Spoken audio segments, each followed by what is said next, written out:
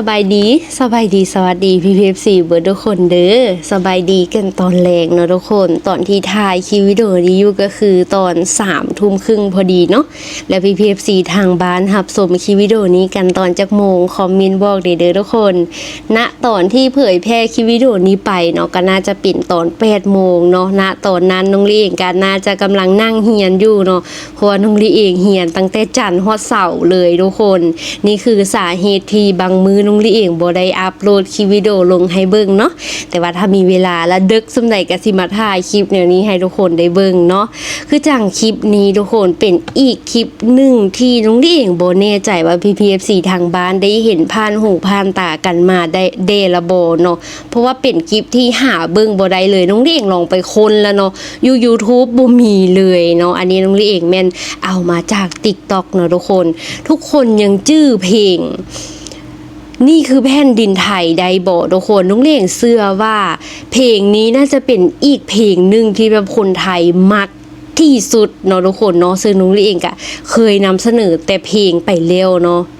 คือแบบเพลงนี้มีหลายเวอร์ชันแฮงแล้วน้องเล่งก็เคยเข้าใจผิดว่าป๊าดเพิ่นคือเก่งแท้สินะเนาะทุกคนเพราะว่าณตอนที่น้องลี่เองนำเสนอแบบเวอร์ชันภาษาไทยไปเนาะก็สิมีเวอร์ชันภาษาอังกฤษภาษาอินเดียภาษาต่างๆภาษาลาวก็มีเนาะสเปนภาษาเกาหลีภาษาญี่ปุ่นอีหยังบีเบิดเลยเนาะน้องลี่เองงงแฮงณช่วงนั้นเนาะว่าเพิ่นคือเก่งแท้แล้วแต่ละภาษาก็คือแบบสำเนียงเป๊ะแฮงสินะเนาะจนได้มาฮู้จาก PPFC ทางบ้านเนาะคอมเมนต์บอกว่ามันบ่แม่นคนฮ้องเด้อว่าซั่นเนาะเป็น AI ฮ้องว่าซั่นเนาะทุกคนเนาะก็เลยว่าป๊าดสุดยอดคนที่แบบเป็นเจ้าของซองที่แบบคิดขึ้นมาสร้างขึ้นมาสินะเนาะทุกคนเนาะแล้วล่าสุดทุกคนน้องเล่งเชื่อว่าหลายคนที่ผ่านมาเห็นคลิปนี้เนาะยังบ่ทันได้เห็นคลิปที่น้องเลี้ยงกำลังจะเอามานำเสนอต่อไปนี้เนาะทุกคนเนาะเพลงแผ่นดินไทยเชื่อว่าหลายคนฟังไปแล้วเนาะแต่สิ่งที่น้องเลี้ยงสิเอามานำเสนอในมือนี้ก็คือเป็นท่าเต้นทุกคนเป็นท่าเต้นของเพลงแผ่นดินไทยเนาะทุกคนเนาะซึ่งหากมาโด่งดังมามีค่ะทุกคนเนาะในช่วงปลายปี2025นี่เองเนาะช่วงสักประมาณวันที่25ของเดือน12เนาะทุกคนเนาะเพิ่นเริ่มแบบมีเพลงนี้ขึ้นมาทุกคนเนาะแต่กะน้องเลี้ยงค้นหาอยู่ใน TikTok กับบ่ได้เห็นหลายบ่ได้เห็นแบบคนเต้นหลายทุกคนแต่ว่าคลิปใดที่เต้นขนาดปาดยอดวิวระดับแบบ2-3 ล้านวิวเนาะทุกคนเนาะเพราะฉะนั้นน้องเลี้ยงเชื่อว่าPPFC ทางบ้านก็อาจจะยังบ่ทันได้เห็นท่าเต้นของเพลงแผ่นดินไทยเพราะฉะนั้นน้องเลี้ยงจึงสิเอามาช่วยให้เผยแพร่เนาะช่วยเผยแพร่ให้หลายๆคนได้เห็นนํกันเนาะโอเคปะเดี๋ยวเฮาไปเฮาไปฟังเพลงแผ่นดินไทยกันก่อนเนาะแล้วจึงไปเบิ่งท่าเต้นเนาะโอเคปะมาทุกคนเดี๋ยวเฮามาเบิ่งคลิปไปพร้อมๆกันเลยเนาะ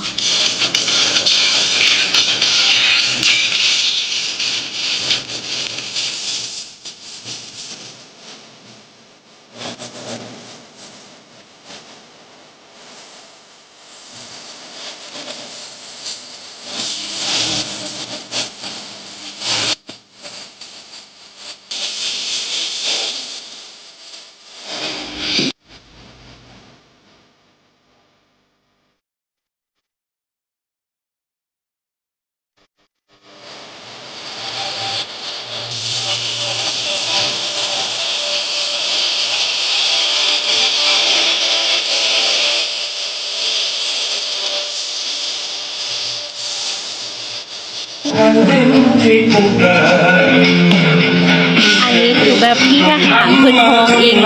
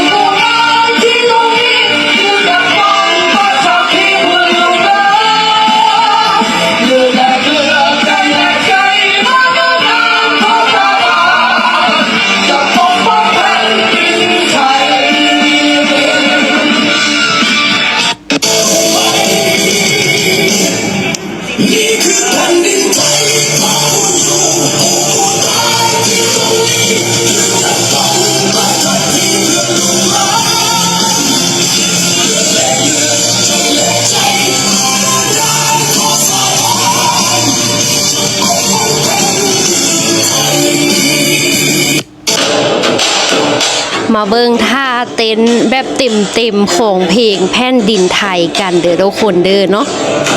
ตั้งแต่ต้นจนจบเลย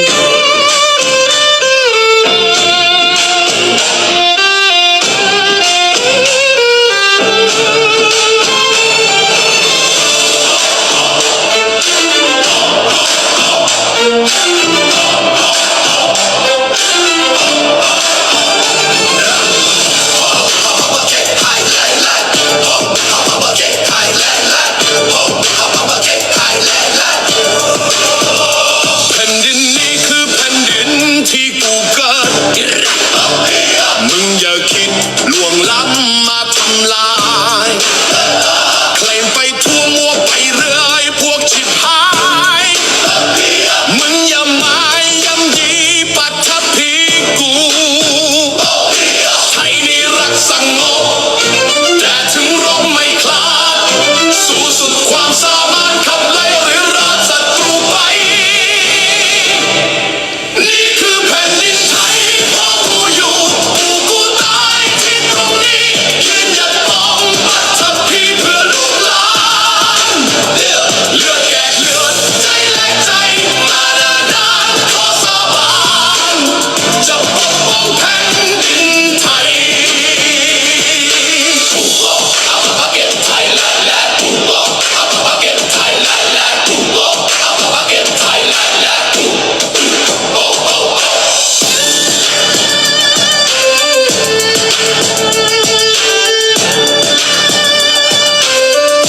เมื่อศัตรูมาประชิดอยู่ชายแดนใจวงแหนปกป้องแดนที่รักษาประกาศกองให้คนรู้ทั่วโลกา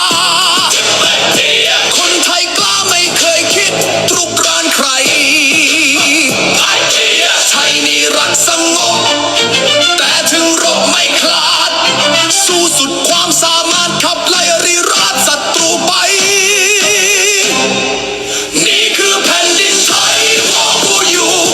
กูตายที่ตรงนี้ยืนหยัดป้องปัทภีเพื่อลูกหลานเลือดแลกเลือดใจแลกใจมาเดินนานขอสาบานจะปกป้องแผ่นดินไทย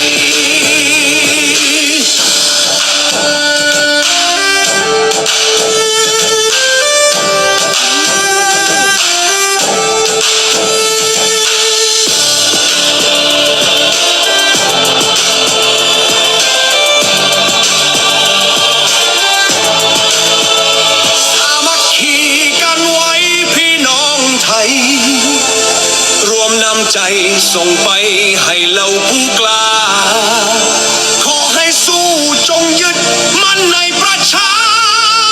ชาติศาสตร์กษัตริย์รักษาอยู่สืบไปนี่คือแผ่นดินไทยพ่อกูอยู่กูตายที่ตรงนี้ยืนหยัดป้องปัทภีเพื่อลูกหลานเลือดแลกเลือดใจแลกใจมาเดินนานขอสาบานจะปกป้องแผ่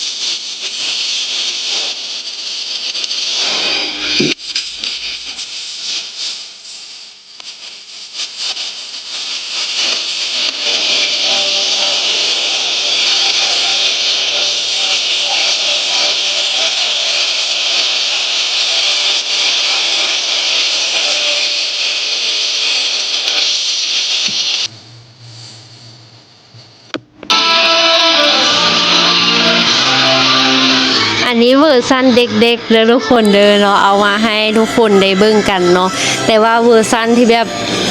เป็นท่าเต้นแท้ๆก็คือน้องผู้หญิงที่เต้นผ่านมาวางกีนี่เนาะทุกคนเนาะ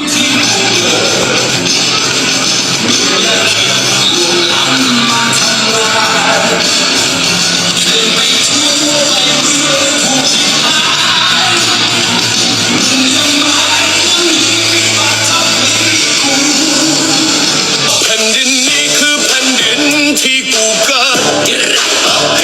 มึงอย่าคิดล่วงล้ำมาทำลาย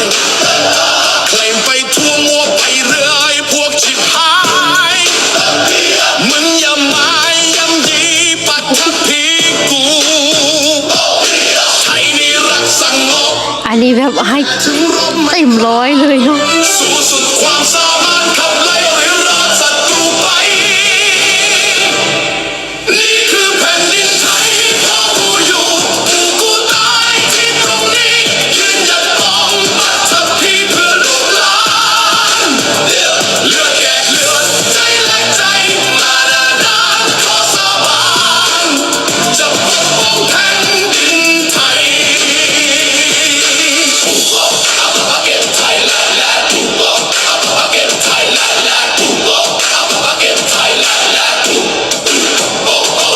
แผ่นดินนี้คือแผ่นดินที่กูเกิดมึงอย่าคิดล่วงล้ำมาทำลายเคลมไปทั่วมัวไปเรื่อยพวกชิบหายมึงอย่าหมายย้ำยีปัตตภีกูไทยนี่รักสงบแต่ถึงรบไม่คลาดสู้สุดความสามารถขับไล่หรือราศัตรูไป นี่คือแผ่นดินไทยเพราะกูอยู่กูตายที่ตรงนี้ยืนหยัดปองปัตตภีเพื่อลูกหลานเลือดแกะเลือดใจแลกใจมาดานานขอสาบานจะปกป้องแผ่นดินไทย เป็นยังไงกันแดพีพีซีหลังจากที่ได้เห็นคลิปวิดีโอนี้แล้วตั้งแต่ต้นจนจบเนาะถ้าผู้ใดที่เบิ่งคลิปตั้งแต่ต้นจนมาฮอดตอนนี้เนาะแล้วก็คอมเมนต์บอกน้องลีเด้อทุกคนว่าถ้าผู้ใดเห็นภาพนี้เห็นท่าเต้นนี้มาจากซีไดได้แล้วเนาะคอมเมนต์บอกได้เนาะหรือว่าหากมาเห็นจากคลิปของน้องลีบอกเนาะคอมเมนต์บอกได้เนาะเพราะว่าน้องลีเองอ่านเมนต์เนาะเวลาเห็นเมนต์ที่พี่ๆทางบ้านมาคอมเมนต์บอกว่าบ่ได้เห็นภาพนี้มาก่อนเลยหากสิมาเห็นจากคลิปของน้องลีที่เอามานำเสนออย่างนี้เนาะน้องลีเองก็รู้สึกดีใจเนาะและคลิปนี้ทุกคนน้องลีเองอยากเอามาช่วยนำเสนอขนาดเลยเนาะเพราะว่าน้องลีเองไปคนเนาะอยู่ TikTok อะบ่ค่อยเห็นเนาะทุกคนยิ่งเป็นภาพของแบบพี่ทหารเพิ่นเต้นจังซี่นะทุกคนความจริงมีแหละมีเนาะเพิ่นเต้นขนาดแต่แบบบ่มีผู้ใดแบบถ่ายเต็มลงจังซี่นะทุกคนถ่ายแค่แบบน้อยเดียวคือจังที่น้องลี่เองเอามาให้เบิ่งนี่แหละเนาะความจริงแบบพี่ทหารที่แบบเพิ่นใส่ชุดทหารเต้นแล้วก็แบบพี่ทหารเพิ่นฮ้องเองหั่นน่ะเป็นภาพที่แบบงามแข็งแกร่งขนาดเลยเนาะแบบเพิ่นใส่ชุดทหารเต้นจังซี่นะเนาะยิ่งเป็นผู้หญิงเต้นน้องลี่เองมักเนาะปกติเป็นโดยส่วนตัวแล้วเนาะน้องลี่เองมักคนที่แบบเต้นเก่งอยู่แล้วสินะเนาะถ้าสำหรับผู้ใดอยากเบิ่งแบบท่าเต้นเต็มๆก็คือเป็นคลิปที่น้องๆผู้หญิงเป็นกลุ่มเนาะอันนั้นจะคือแบบท่าเต้นเต็มๆของเพลงแผ่นดินไทยนี่เลยเนาะสำหรับผู้ใด PPFC ทางบ้านอยากเอาไปให้ลูกให้หลานเบิ่งแล้วเต้นตามอย่างสิก็สามารถเอาไปเบิ่งได้เลยเนาะหรือว่าสามารถพิมพ์อยู่ TikTok ได้เนาะพิมพ์คำว่าถ้าเต้นเพลงแผ่นดินไทยอย่างสิกะสิขึ้นมาเลยเนาะกะสิซอกยากได้น้อยนึงเนาะเพราะว่าคลิปมันมีน้อยเนาะทุกคนเนาะกะสิประมาณนั้นเนาะหรือว่าจะเอาจากคลิปนี้ไปให้เบิ่งเลยก็ได้เนาะแล้วที่น่าดีใจไปกว่านั้นทุกคนเพลงคลิปแถวท้ายๆเนาะเป็นคลิปที่เพิ่นใส่แบบสุดไทยแบบไทยโบราณเต้นหั่นน่ะเนาะ2คนหั่นน่ะบ่เชื่อทุกคนลาวเฮาไปเม้นหลายแฮงเนาะคือจังคอมเมนต์นี้เนาะเพิ่นไปเม้นว่าคนลาวยังฮักประเทศไทยเลยว่าซั่นเนาะบ่แปลกเลยว่าคนไทยฮักป ประเทศเพิ่นฮักแผ่นดินเพิ่นจีน่าเนาะแล้วคนไทยก็ไปตอบแบบหลายแหงเนาะคนไทยก็รักคนลาวนะคะว่าสั่นเนาะคือจังคอมเมนต์นี้เนาะเพิ่นบอกว่าค่อยมาอยู่ไทยเนาะตั้งแต่อายุ16จนตอนนี้36แล้วเนาะรักเมืองไทยมากว่าสั่นเนาะคอมเมนต์นี้เพิ่นบอกว่าคนไทยก็ฮักคนลาวคือกันเนาะทุกคนเนาะเอากะเป็นว่าแบบคอยก็ฮักเจ้าก็ฮักคอยอย่างซี่นะเนาะทุกคนเนาะในเมนคลิปนั้นเนาะถ้าผู้ใดอยากไปเบิ่งก็สามารถไปเบิ่งได้เนาะทุกคนเนาะปาดเป็นคลิปแถวๆท้ายๆเนาะเป็นแบบพี่ๆ2คนเพิ่นเต้นค่ะทุกคนปาดแบบเอาคะแนนไปเลย100เนาะทุกคนเนาะแล้วคลิปนี้เนาะท้ายคลิปวิดีโอนี้เนาะทุกคนเนาะน้องลี่เองกะขอใช้พื้นที่น้อยหนึ่งในบอนนี้เนาะทุกคนเนาะที่บริเกี่ยวจากคลิปที่เอามานำเสนอในมือนี้ดอกเนาะแต่ว่าน้องลี่เห็นข่าวเนาะทุกคนเนาะเห็นข่าววาง2 มือมานี้เนาะเป็นข่าวที่น่าสลดใจอยู่ทางประเทศไทยเนาะที่แบบว่ารถไฟเพิ่นเกิดอุบัติเหตุเนาะทุกคนเนาะป้าดน้องลี่เองเบิ่งแล้วก็รู้สึกสลดใจแหงนะทุกคนน้องเร่งก็ขอใช้พื้นที่นี้ในการแสดงความเสียใจนำครอบครัวผู้ที่สูญเสียคนที่ฮักไปเนาะทุกคนเนาะซึ่งบางคนเนาะเพิ่นแบบหากระแต่งงานได้มือเดียวเนาะแล้วบางคนก็คือมีพ่อแม่ของครอบครัวนึงเนาะเพิ่นเดินทางไปสิไปฉลองครบรอบแต่งงานจินะทุกคนแล้วก็มีอีกพี่ผู้นึงเนาะเพิ่นแบบสิเดินทางไปพ่อเพิ่นเสียเนาะแล้วเพิ่นสิเดินทางไปหาพ่อไปงานศพพ่อสินะแต่กลับเกิดอันนี้สินะเนาะทุกคนเนาะบ้านนุ้งลี่เองเห็นข่าวแล้วก็รู้สึกสลดใจนำเนาะทุกคนเนาะก็ขอใช้พื้นที่นี้ในการขอแสดงความเสียใจกับครอบครัวผู้ที่สูญเสียคนที่ฮักไปนำหลายๆเด้อเนาะ